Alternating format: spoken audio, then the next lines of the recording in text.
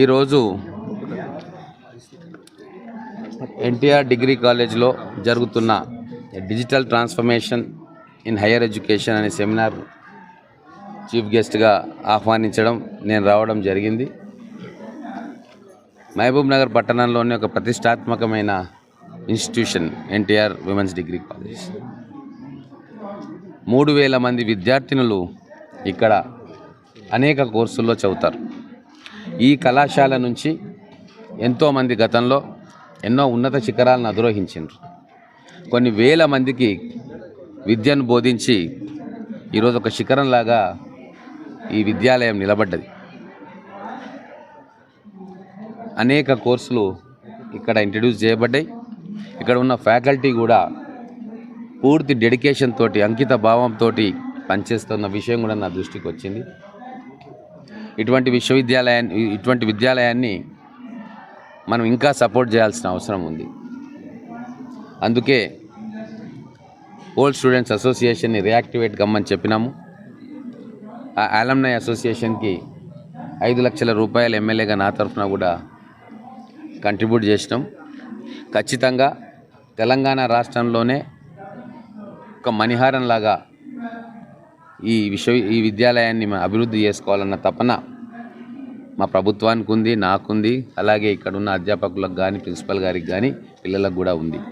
కాబట్టి అందరినీ కలిపి ఒక ప్రబలమైన శక్తిగా ఈ అలమ్నైని డెవలప్ చేసి ఎక్కడెక్కడైతే గవర్నమెంట్ ఫండింగ్ గ్యాప్స్ ఉన్నాయో అక్కడ peoples contribution, old students contribution తోటి ఆ గ్యాప్స్ను ఫిల్ చేసి ఇక్కడ విద్యార్థినులకు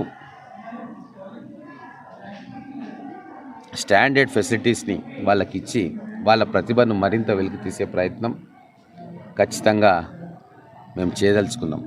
గత 10 సంవత్సరాలుగా వైద్య రంగం, విద్యారంగాన్ని నిర్లక్ష్యం చేశారు. సో ఆ లోటును ఇప్పుడు పూడ్చడానికే మా గౌరవ ముఖ్యమంత్రి గారు ఈరోజు డావోస్లో దాదాపుగా 2000 కోట్లతోటి టాటా గ్రూప్తో ఎంఓయూ కూడా కుదుర్చుకున్నారు స్కిల్ డెవలప్మెంట్ కోసం ఐటీఐస్లో. దాన్ని క్రమంగా మనం డిగ్రీ కాలేజీలకు, యూనివర్సిటీస్ కూడా విస్తరించి ప్రతి విద్యార్థి ఏదో ఒక స్కిల్ను నేర్చుకొని బయట ప్రపంచంలోకి అడుగు పెట్టాలన్న సదుద్దేశంతో మేము ఈ బృహత్తరమైన కార్యక్రమం మొదలుపెట్టబోతూ ఉన్నాం. మహబూబ్ నగర్ను ఒక ఎడ్యుకేషనల్ హబ్గా తీర్చిదిద్దే ఒక స్వప్నాన్ని మేము ఈరోజు కాంక్షిస్తున్నాం. ఆ గోల్ని రియలైజ్ చేయడానికి ఏమేమి చేయాలనో అవన్నీ కూడా ఒక్కొక్కటిగా చేసే ప్రయత్నం మేము చేస్తూ ఉన్నాం.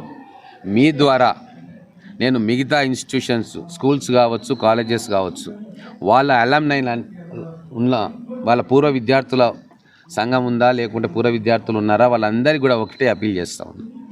రండి, మనమందరం కలిసి మనకు చదువు నేర్పిన విద్యాలయాలను మనం కూడా కొద్దిగా సహాయం చేసి వాటిని మళ్ళీ పూర్వస్థితికి, పూర్వ వైభవానికి తీసుకొద్దామని చెప్పి వాళ్ళందరికీ కూడా మీ ద్వారా విజ్ఞప్తి చేస్తాం.